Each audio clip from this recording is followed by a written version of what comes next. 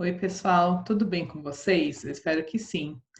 Então, esse é o segundo vídeo sobre eletrólise. Nele eu vou falar sobre as aplicações industriais da eletrólise. Bom, o uso mais empregado da eletrólise é a obtenção de metais a partir dos respectivos minérios ou de soluções aquosas dos sais que contenham esses metais.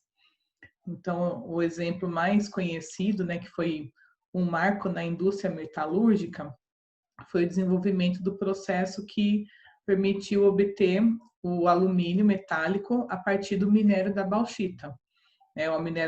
A bauxita ela contém óxido de alumínio, né, e no óxido de alumínio ele está na forma de alumínio 3+, né, ele está na forma de cátion.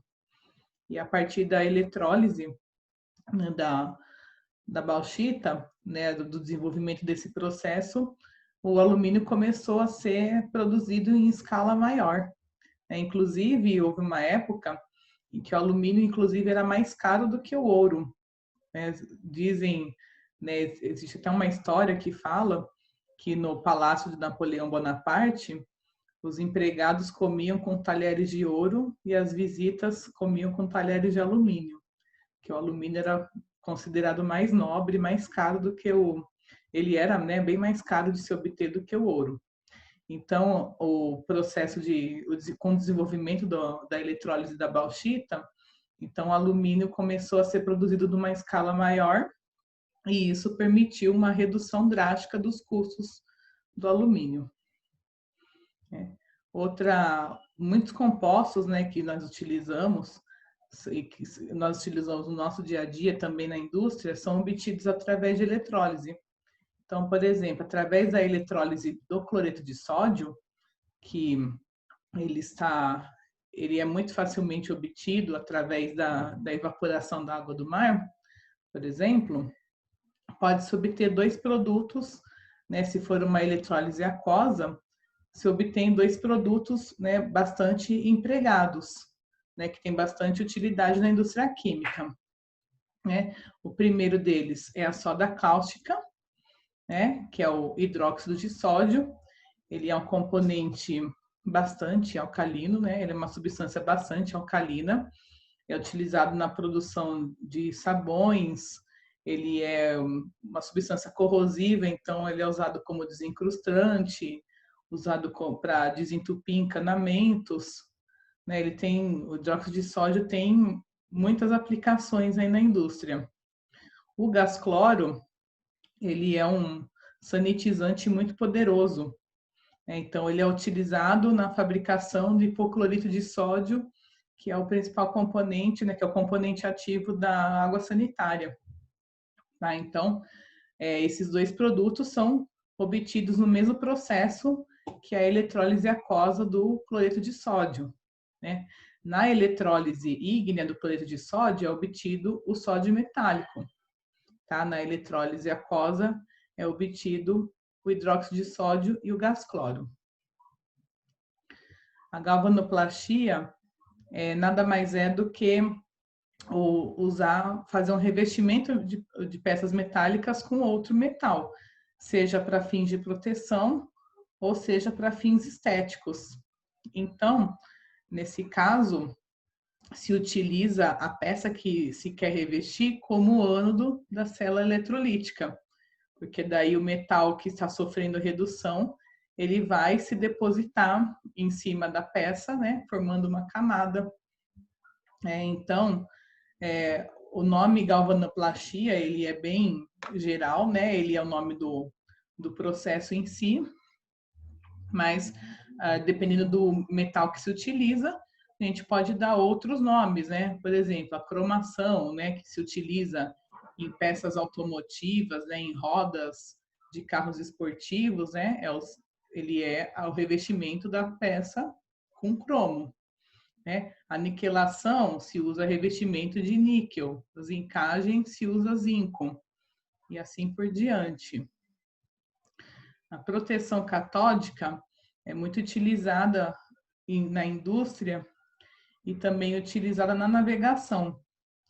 Então, o que significa proteção catódica? Né? Eu estou o metal que eu quero proteger, eu vou montar uma pilha, né, entre aspas, né? Eu vou utilizar um metal que tenha maior potencial de oxidação do que aquele metal que eu quero proteger. Então, eu quero evitar que uma estrutura, que o casco do navio vai sofrer corrosão, vai ser oxidado. Então, são colocados nos cascos dos navios placas de outro metal, e esse outro metal tem o maior potencial de oxidação. Então, dessa forma, ele vai se oxidar preferencialmente, protegendo o outro metal. Então, se fosse uma pilha, esse metal que oxida, né, esse metal que protege, atua como ânodo, e o meu metal que é protegido atua como cátodo, né, porque ele não está sofrendo corrosão, tá? Daí que se chama, o nome vem proteção catódica.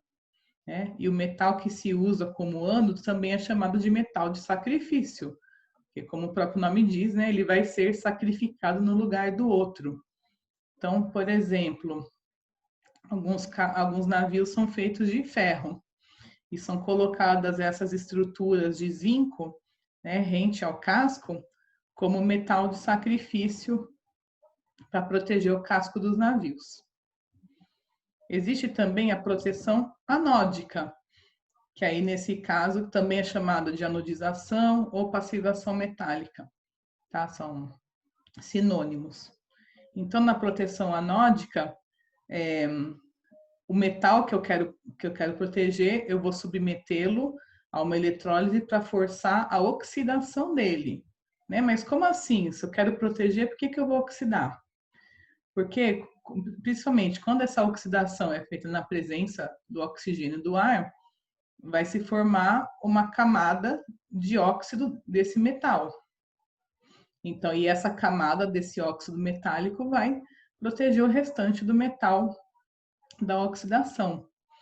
Então, por exemplo, aqui nesses mosquetões coloridos, né, foi adicionado um corante, né, então se faz a passivação do alumínio, né, eles são feitos de alumínio, e é feita a passivação desse alumínio para formar uma camada de óxido de alumínio, e essa camada de óxido de alumínio vai impedir o contato do oxigênio do ar com o restante da peça, e assim vai proteger.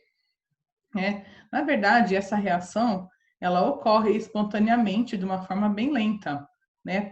Todo mundo pergunta para a avó de vocês, né, que gosta de deixar a panela de alumínio bem brilhante, né, porque com o tempo a panela vai ficando escura, porque vai formando uma camada de óxido de alumínio. Aí chega uma hora que ela para de oxidar, né? Só que na passivação metálica esse processo é feito em questão de minutos, talvez poucas horas, né? O processo natural ele demora, né, muito mais tempo para ocorrer. O refino eletrolítico é muito utilizado na purificação de metais também, né? Principalmente do cobre. Então, é montada uma cela eletrolítica com o mesmo metal, né, que eu quero purificar nos dois eletrodos. Então, o metal impuro, vou passar para o próximo aqui. O metal que está impuro, ele é colocado no ânodo, né? Então, ele vai sofrendo oxidação.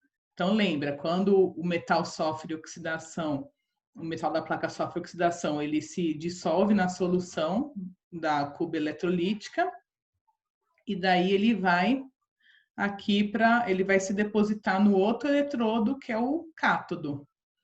Então, a corrente elétrica é ajustada de forma a permitir que somente o cobre seja depositado aqui no cátodo.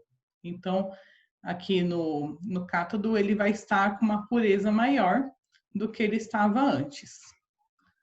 Tá, pessoal? Então, essa foi uma aula bem rápida, né? Só para mostrar algumas das várias aplicações da eletrólise.